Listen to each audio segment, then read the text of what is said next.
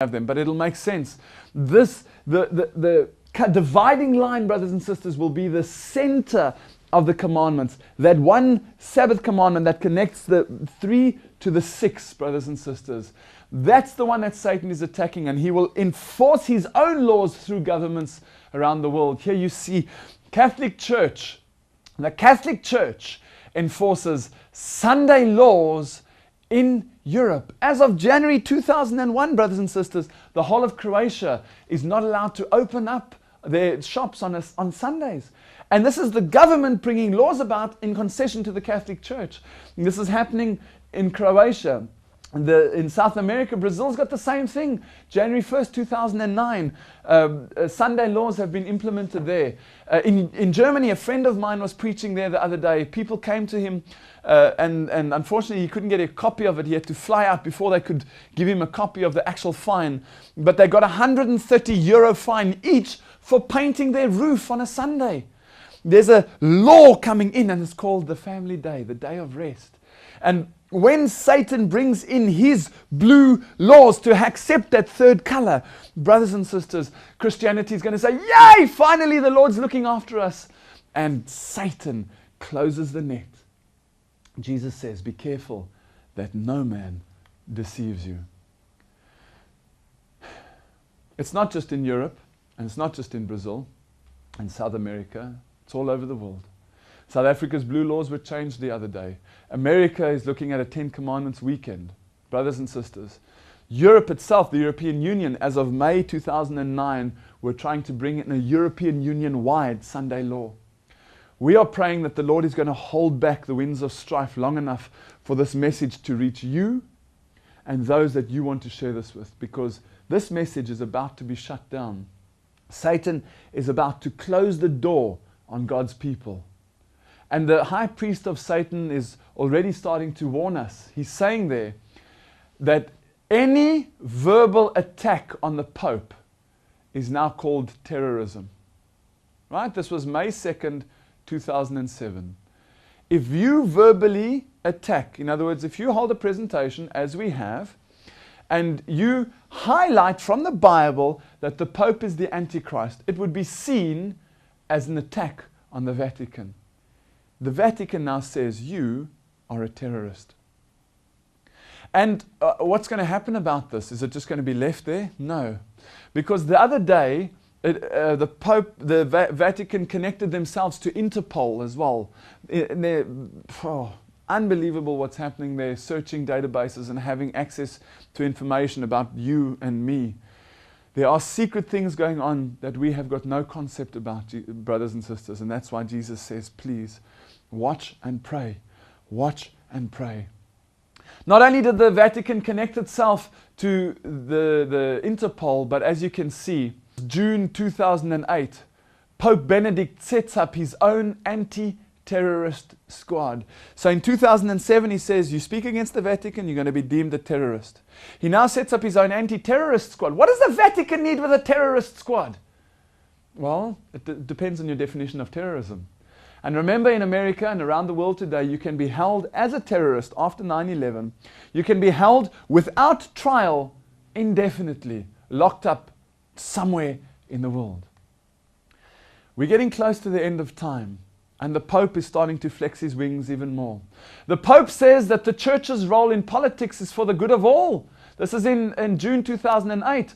And he went to go and meet with George Bush, as it was said that George might convert to Catholicism. In fact, George is a Catholic, brothers and sisters. And when he went to America, please note, Pope Benedict, Christ our hope. Can you see the connection now? And there he was inside the Baal Hadad. This is the official uspapalvisit.org. This is the official website, the papacy within the Baal Hadad. This is Christ, the sun god, the antitypical Christ inside the Baal Hadad. And as he arrives in America, so he's got various audiences at the United Nations and here and there and around the areas. But there's one I want to show you about where he arrives at Yankee Stadium. Here you can see Pope Benedict XVI waving as he arrives at New York's Yankee Stadium to celebrate Mass, April 20, 2008. There he is with his Aaron's rod And he's walking around this gangplank here with these thousands. Interesting to see. Here you have the Knights of Columbus. Their role, according to themselves, is Jesuitical politics, the influence of the Roman Catholic system inside America. And here the Pope walks around this stage, and he walks up to the stage to go and start the process of the Mass, brothers and sisters. But do you think that it's true that the best place to hide something is right in front of you? Did you notice that in our previous presentations? So as the Pope comes to America, and the Protestants have obviously, they are not protesting anymore. That's what the word Protestant means, by the way. If you're a Protestant, ask yourself, what are you protesting about, right? But the word Protestant comes from the people that were protesting against the Antichrist. These protesters in America are supposed to be the greatest protesting nation, the greatest Protestant nation of all time. Here, the Antichrist comes to American soil. And go back to the picture and you'll see there he walks in along this gangplank. Is there any indication here, somehow, somewhere, right in front of us, that maybe hints or suggests that possibly, somehow, somewhere, he might be the high priest of sun worship? Is it possible? Well, let me show you another picture. As he walks around, watch what happens. Boom. What do you see? What do you see in the middle there? Can you see it? Let me zoom in a bit more. Let me zoom in a bit more. And a bit more. There, brothers and sisters, as they hold the Mass, the high priest of sun worship has his sun symbol for the whole world to see. There he is in Protestant America, laughing inside his cheek because he knows he's got the net almost closed. Jesus says to his disciples, please, you want a sign for the end of the world and for my second coming?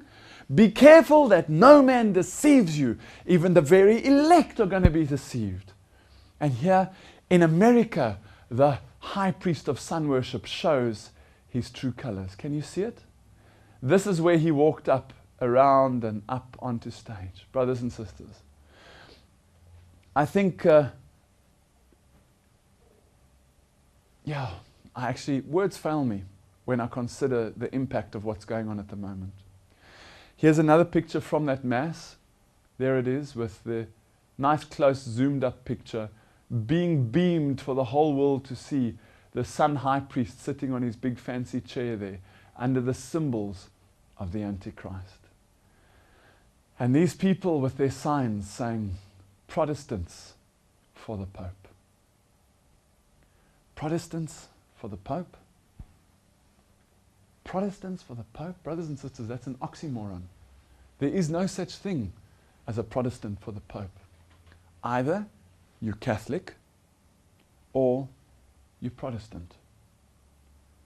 The Lord says, my sheep are in all churches, inside the Catholic Church. Oh, there are good people inside the Catholic Church. There are good people, God's people, inside all churches. But the Lord is calling His children, His people, come out of her, my people, that ye be not partakers of her sins, and receive not of her plagues. In the final presentation, we're going to be looking at, so what now? Where to? How does this all work? It's got to do with wrestling at that veil between the holy and the most holy.